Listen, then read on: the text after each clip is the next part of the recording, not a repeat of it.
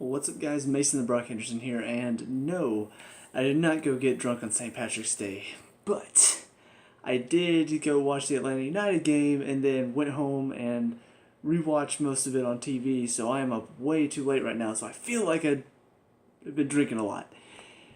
So I do apologize if I'm kind of all over the place. I'm really tired, just want to get this done, go to bed. But yeah, overall, I mean, first of all, it's the first game that I've been able to go to this season. Obviously, it's only the second home game, and I missed the first one, so yeah, I was able to go and see it live, and I gotta say, it really helped clarify a few things. First of all, I was kind of wondering about the formation. You know, my dad was telling me they kind of went with like a 3-5-2 formation. I'm like, what is he talking about? You know, because I watched the first game, or first home game on TV, but I really didn't get to see kind of how the formation worked. You don't get to see the whole picture. You just get to see, you know, where the ball is. And even, you know, like Julian Gressel, he ends up on Team of the Week. And of course, you know, I didn't see a whole lot out of him from the first game. You know, my dad said he played well. But I just didn't really see what he was talking about, what all the fuss was. And frankly, you know, don't get me wrong, he played well. I still feel like, though, because he won Rookie of the Year last year, I feel like everything he does is just multiplied that much more. Like, he hits a ball right to the keeper. It's like, oh, that's another great cross from Gressel, listening to the commentators talk about it. I'm like, don't get me wrong, you know, he's been sending in a lot of good balls, but that one was not. You know, he does make some mistakes here and there. Let's allow him to make those mistakes. But yeah, you know, Gressel is one part of the field where I felt like I finally got some clarification why everyone has been just praising him so much. I got to see that tonight. I got to see how the formation worked. You know, getting to see the space we have. All of it, it's so much better when you get to see it live. You know, we are behind. We're in the same place we were last season. For those of you who don't know, last season we had season tickets. It was not on. It was on the opposite side from the fan section. So you know, we see the fan section. We're on the opposite side. We have a pretty decent view. We don't get to see whenever we're attacking the first half. We don't get to see like anything on the line, like, because we can't really see over the lip of the top section. But we do get a pretty good view of the attack coming forward. We get a good view of the attack when they're going away, for sure. Even if it is on the other side of the field, we just get to see it. So it's just always great to be in the atmosphere, a part of the crowd, enjoying it, loving the feeling of it, and on top of that, good game to go along with it. So first of all, talk about Felipe on the other team, because this is one that just kind of, it stuck with me a little bit, and even watching the replay on TV. You know, Dan Gargan at the end of the game, I'm not really a big fan of his, but he said it right. You know, Felipe has no need to be going into that challenge on Nagby at the end of the game. And this is coming off of a game where he's flopping around, he's crying, he's whining, he's looking for cards every time somebody goes near him. Jeff is on a yellow. He comes near him, doesn't even really get him, and he goes down crying, holding his ankle, and practically begging for a yellow because Jeff's already on one. I'm just like, that type of player, you're a punk, and you don't deserve any pity, any sympathy at all. And I wish somebody would have laid him out for real and gotten a yellow for it. You know, somebody should take a player like that out. Actually show him what it's like to be hit, because he never really gets hit. It's always the challenge comes in, whoosh, hits the ground, and the referee's like, oh, okay, I'll give that to you. And on the matter of the referees, I mean, God, the center ref was terrible. He made one good decision, and that was with the help of VAR. The rest of it, it's like throw-ins going the opposite way, corner kicks not given, goal kicks are given instead, fouls for them. It's just like, anytime you see a player stiffen their legs and fall over, it's not a foul. That is the most obvious form of diving I've ever seen, and they did it like 3 times tonight, and every single one of those 3 times, it's a foul. You know, and I don't understand. Like, I'm watching, anytime somebody drags their leg and then falls over, it's a dive. It's clearly a dive. And the referee's like, oh, that he fell over, so clearly it's a foul, obvious. He was an idiot. And you got a player out there like Felipe who's just a punk who wants to fall over, begging for every foul, begging for every card. he's just that type of referee that's just going to give into it every time, and I hate that. I hate it whenever you get a player who just flops and flops and flops, and a referee who's just willing to let him flop and willing to give him the foul. It just fuels his ego and makes him think, oh, I can get this ref to do whatever I want. And then at the end of the game, to go into that challenge on Nagby, play's done. 3-1 down, it's in stoppage time, it's well into stoppage time, we're done. There's no need to go through his back. And honestly, that one guy that went through Martinez's back, I don't even remember his name, he got a yellow for the challenge. I mean, those fouls have no need in the game. The ball's already been played and you go and whack their legs out from behind him. There's no need for anything like that. And especially one right at the end of the game. So I have honestly, any of that little scuffle at the end, I put it all on him. And it's players like that make the game look poor, that make the game look pitiful. The people that want to make fun of soccer players, they just fall over, they just cry, they're just babies. He's the type of player they're talking about. He's the type of player they see, and that's what they think of. And I hate whenever a player like that has to pop in. So, with all that being said, let's talk about, first of all, the red card. I didn't really get a great view of it. Even live, didn't really get a view of it. And then watching on Fox Sports, they don't really show a great view of it. It's funny because there's one angle that they showed that looked like it would be a great angle to show it, and they never showed the actual elbow. When they cut to that view, Perez is already on the ground, and they're, the little thing with Escobar.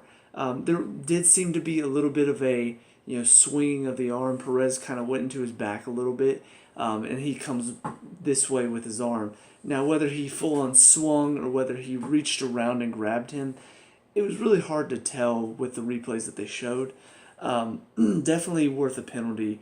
Whether it was worth a red or not, I couldn't really tell. But, the ref decided it was enough for him, so I'm not going to complain that much about it. Frankly, considering he called so many other fouls against us throughout the rest of the game, it kind of felt even overall if that was a bad call. But anyway, yeah, I do think Waston did kind of have an idea that he was off too, because whenever the penalty was given, he's like clapping, like he doesn't even want to look at the referee, even though the referee's walking his way. He turns and he's clapping at I don't know who. And then whenever the ref gives him the red, there's kind of that delayed reaction, like, oh, and then charges at him. I'm like, dude, you don't run at the referee like that. You could get banned for more games if you're going to really charge the referee. But ultimately, that's about most of the referee, and then them going on to, the lineup and just the tactics overall. Because this is the one, like I said, so much clarification as to why it looks so good in the first game. I didn't really get to see it because I only saw what was on TV, and I can tell you, TV, watching it live, two completely different experiences. So with that being said, the tactics, this formation that we have, is perfect for our team right now. Because you've got Michael just dropping in as the deep one. You've got Perez on the left. You've got Franco on the right. Both of them not really the best defenders right now, but because you've got a defender like Michael that's sort of covering the back, he's the support, they can be allowed to make a few more mistakes. They can be allowed to sort of not be on the best game because he's there. And on top of that, you've got Jeff sitting right in front of them who's able to clean up a lot of the counterattacking stuff, not allowing the midfields to have, all that play. So that is almost like a back four diamond, but it's pretty much like three defenders and then a midfielder right in front of them. Darlington Nagby and Miguel, they're sitting a little bit in front of Jeff, and so that's where your three in the midfield come in, where it's the 3-5-2.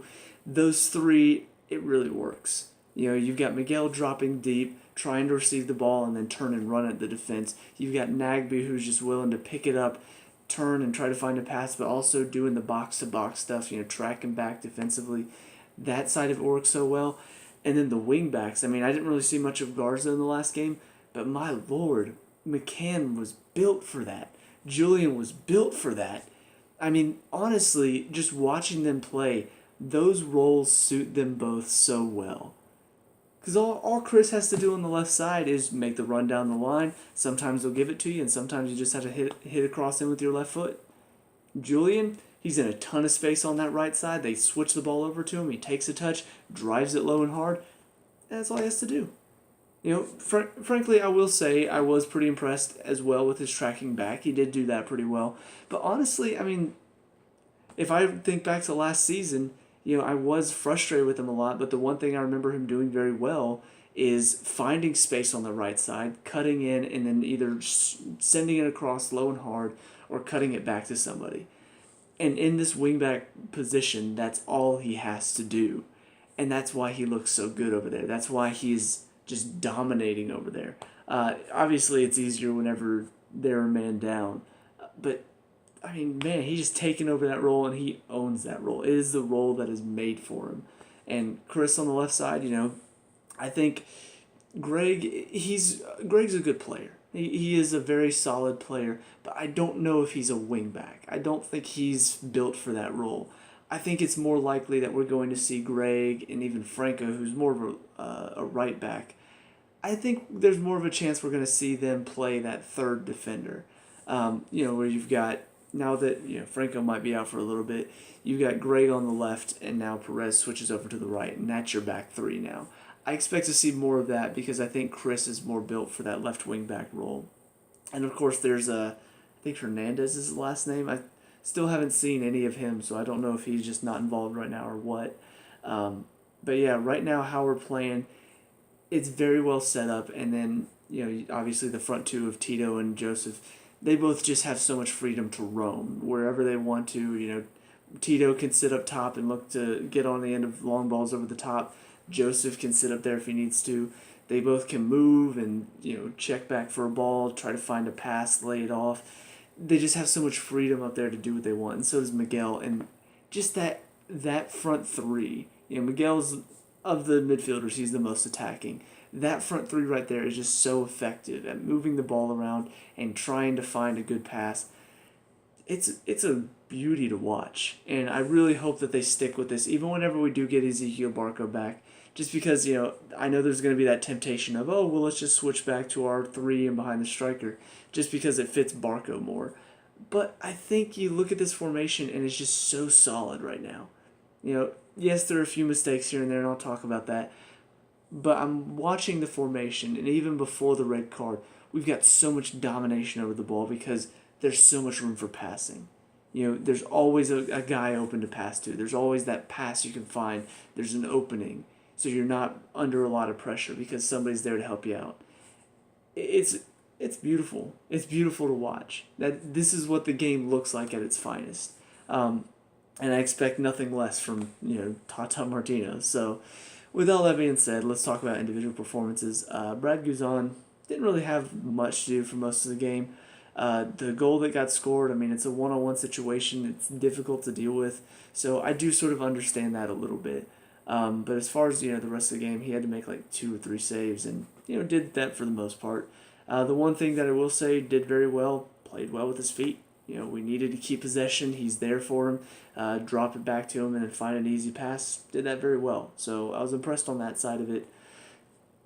Perez and Franco, not terrible, not Houston, but at the same time, there's still those moments that make me think they're not good enough.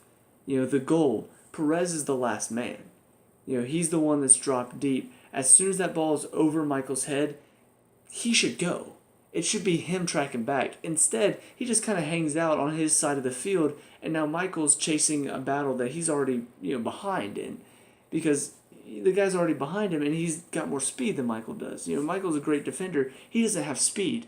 And so whenever that ball gets sent over the top, Perez instantly cut inside. You should be the one to get in there because you're the last defender. But instead, he just kind of hangs out there, just jogs straight back, straight line, doesn't try to help out at all. And so Michael has to try to do everything and poked goal. That type of stuff, that's what I expect out of Perez this year. Franco, watching that one chance that they had, ball gets picked up. This is right after we gave up the goal, too. They're charging down the field. Franco goes to step in, passes around him, and he just jogs back. And if not for the fact that Breck Shea is a poser who wants to try to do so much stuff on the ball, that it would have been a goal. And watching Franco give up after that one challenge is like, do you even care? Do you even care if you're just gonna put that in? Like honestly, I kind of one of the things I wanted to check on whenever I was watching the replay. There was many things I wanted to look at. A lot of the stupid calls from the ref, the red card, the goals, the challenge at the end. But one of the ones I wanted to look at was when Guzan came through and clobbered him. I kind of wanted to see if maybe he went for him a little bit too. He didn't. He eyes on the ball the whole way, and I doubt he would try to injure one of his own players. But honestly, I mean, you could tell even after we scored our fourth goal, the body language from Michael and Brad was just pissed. Because, oh yeah, we won 4-1, but we gave up a goal. And it's because of some lazy defending. And, watching Franco, watching Perez, watching those lazy players in some of the moments, we can't have that in future games. We can't have that when we get to playoffs. And so that is where, Perez has not impressed at all. I mean, that's obvious. I didn't even watch the Houston game, but I heard stories. I heard horror stories about Perez. Franco, I haven't heard anything good about, and watching him this game, he's okay. A few good challenges here and there, but for the most part, I haven't seen anything that's made me think, yes, he's the one. He's the one we needed to step in since we sold, or Anton went back to Tottenham and we sold Tyrone. I haven't seen anything from him that's made me want to see more, that's made me want to be like, yes, he's the player we need back there. Honestly, if he is out for a little bit, I'd love to see Greg given a chance. Go with that back three of Greg on the left, Michael in the middle, and Perez on the right. I think that's a solid back three, and I think Greg's going to give you more than Franco would. So I'm very disappointed in those two for sure. Michael, typical performance from him. Just very hard worker, does as much as he can, wins a lot of balls in the air. The only thing he lacks is pace, and so that one time he gets outpaced, it's unfortunate. But he didn't have any help at all, so I do feel bad for him because frankly I've been there before. Into the middle, Jeff and Nagby, I kind of pair them together just because they're the two that do more defensive work. Miguel did do some defensive work tonight too, but they're the ones you think of when you think who are defensive players in the middle. Jeff and Nagby. Jeff, he's my favorite player, and there's a reason why. He's just constantly breaking up the play, putting in a good challenge. He's strong. He's smart. He plays the game so well. And there are very few players that I've seen in the MLS especially that read the game as well as he does. So I just love watching him play. It's a shame he had to get the yellow card, especially for it was just some soft soft foul in the first half.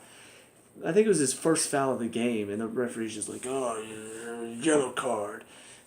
Something stupid, and so he ends up being the first sub off. But yeah, he plays so well. He plays the game so well. He's a solid player, and once again, just did his job in the midfield.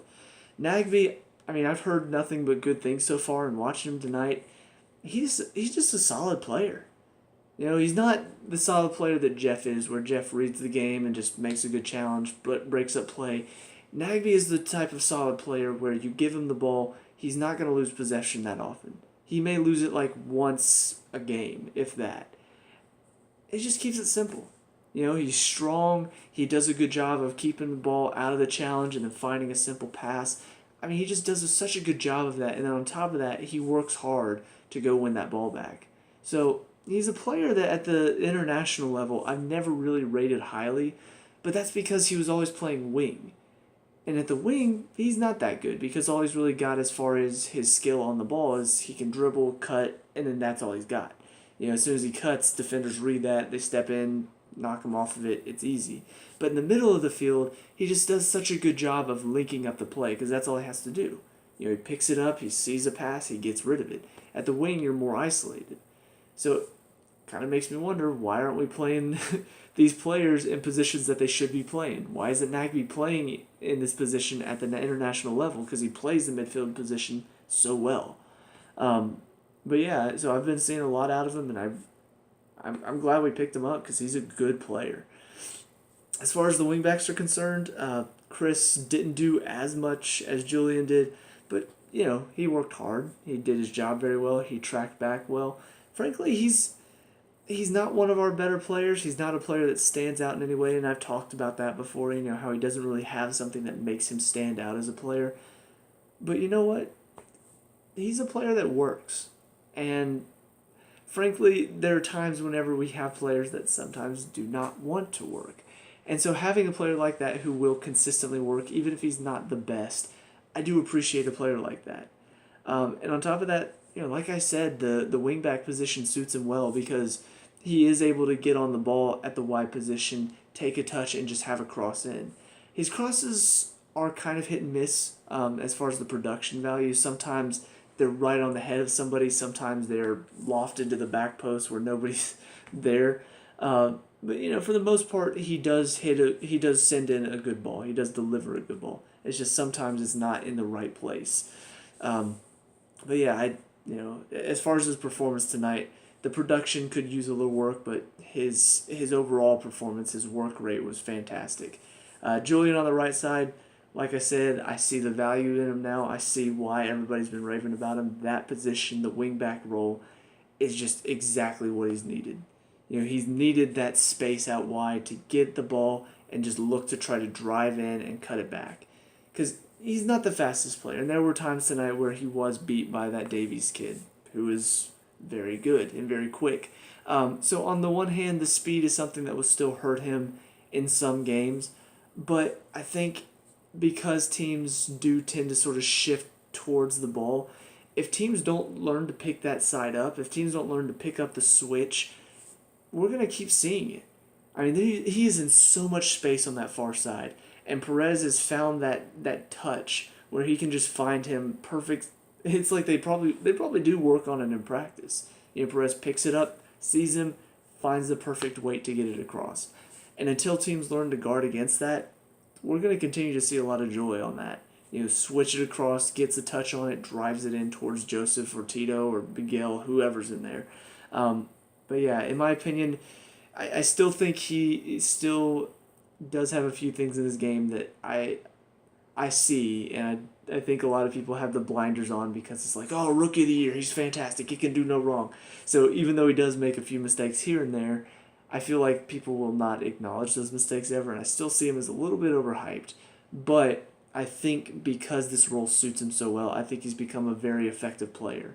So that is why I think we need to stick to this 3-5-2 because it suits our players a lot more. Players like Chris and Julian who you put them in any other role, they'll work hard, but they're not as effective. Whereas you put them here on these wingback roles, and they do the job so well. So Miguel in the middle, not his night, obviously. Could not buy a goal tonight, and that's about the only problem I had with him. Aside from that, he worked hard. Whenever he lost the ball, he worked to win it back. He kept the play moving quickly. He's a danger whenever he's dribbling at your defense. I'd be scared if I was on the other team and I saw him dribbling at us. I'd be like, please somebody step in and put a challenge on him because he's such a dangerous player when he gets going. So I love watching him play. It's one of those things where Jeff and Michael are my two favorite players on the team because I love having smart players on the team who read the game well, who do their job so effectively and even quietly at times. But Miguel is that player that is the most fun to watch. He's a joy to watch whenever he's on the ball and whenever he's flicking the ball, taking it around defenders. He is the most fun player to watch. So I really appreciate having a player of his talent and ability on our team. Tito, didn't see as much from him tonight as I have, saw quite a bit of him in the last game against DC. And this one, he tried a little bit too much at times. There are moments where it felt like just sort of keep it simple, keep the pass simple, and he tries to beat somebody, or he tries to do a fancy little turn or something like that. It wasn't a bad performance. He worked hard. It just wasn't a very effective performance from him. And then Joseph up top, getting the hack trick. It looks like he's back to the Joseph that I remember from the beginning of last season. The one that's willing to make those runs in behind, the one that's willing to get on the end of crosses and be there and, not that selfish player that wants all the glory. That one where Tito picked it up and then laid it off to him. Joseph at the end of last season totally would have taken that on. Had the shot. If he scored, it would have been all about him. It would have been, it's me. But Joseph this season so far has shown he's willing to work with everyone. And so he cuts it back across. Yes, it wasn't quite on, but it shows that he's not that selfish player that we saw at the end of last season, which is fantastic. And the hat trick he fully earned today. All the goals. Obviously, the penalty is one that he should be scoring, but the second one is just simple. Times his run well, gets in behind the defense, and he's through on goal, and then easily passes it in. Third one, great chip, obviously, to find him at the back post, but he's got to be there, and he's got to direct that header back away from the keeper. So, yeah, he earned the hat trick today for sure. Kevin Kratz came on for Jeff. Like I said, smart move because Jeff was on the yellow, and that Felipe guy was going to look to try to buy a yellow every single time Jeff touched him. So, totally understand why. But yeah, Kevin, he's always been that consistently solid player who just, nothing flashy, nothing fantastic. He just works hard, keeps the ball, keeps it simple, and that's all I can ask from a player. And there are times whenever he does provide a bit more as far as the distribution phase of it. But for the most part, he's a simple player, and I love watching a player like that who could just combine, keep it simple, and that's when the game really looks good, is whenever a player can do that. Andrew Carlton got quite a few minutes actually in this one. Finally, it's like you only give him 5 minutes at a time. How is he gonna grow as a player? He got 15 in this one, plus some extra for stoppage time. Great assist for the goal. However, I do have to say, while Perez was at fault for letting Michael try to defend, Andrew's the one that gave the ball up in the first place. And part of that is down to the fact that he is young. I coach a high school team, and I've watched those guys, they beat one player, and the student section is going crazy, like, oh, because they beat somebody. And then it's like it gets in their head, the adrenaline gets going, and just like, oh, I'm on fire right now. They try to beat somebody else. Crunch, tackle, they lose the ball.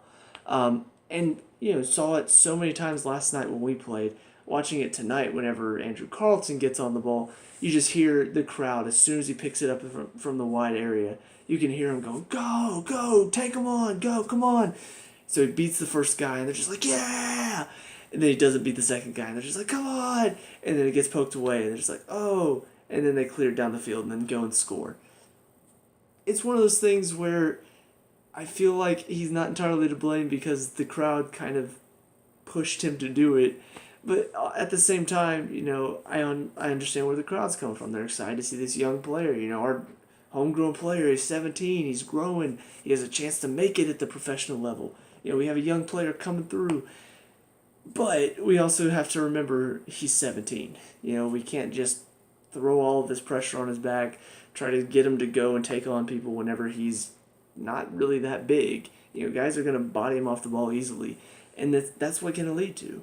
That giveaway, and then they poke it away, and then all of a sudden dump the ball in behind, and they go and score. So I'm not saying that Andrew is like, oh, you can't blame him because the crowd was in his ear. And I'm not saying, oh, the crowd shouldn't be in his ear. How could you do that to him? It's a little bit of both.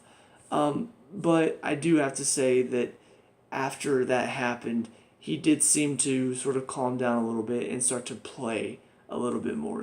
Keep the ball moving. Like I said, great assist. The one ball that he put in behind for Mario after he came on was a great ball.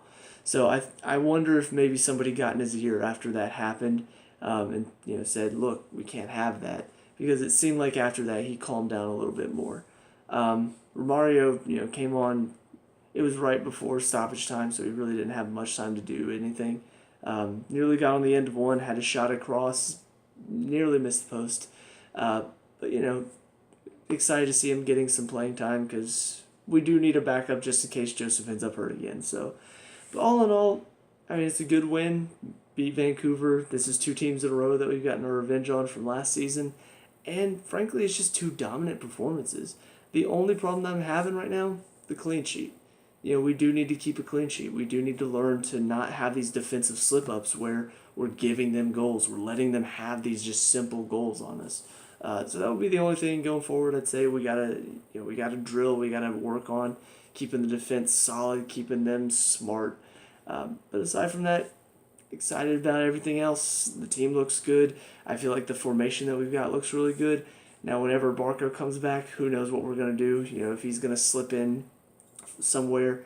If he might be able to take that wingback role from Chris, or if he becomes sort of a backup for Tito or Miguel. Whatever the case, we do have options now that we've got this new setup going. And I think it's something that we got to look forward and keep pressing on, see what we can do from here. I think our next game is in 2 weeks, I believe.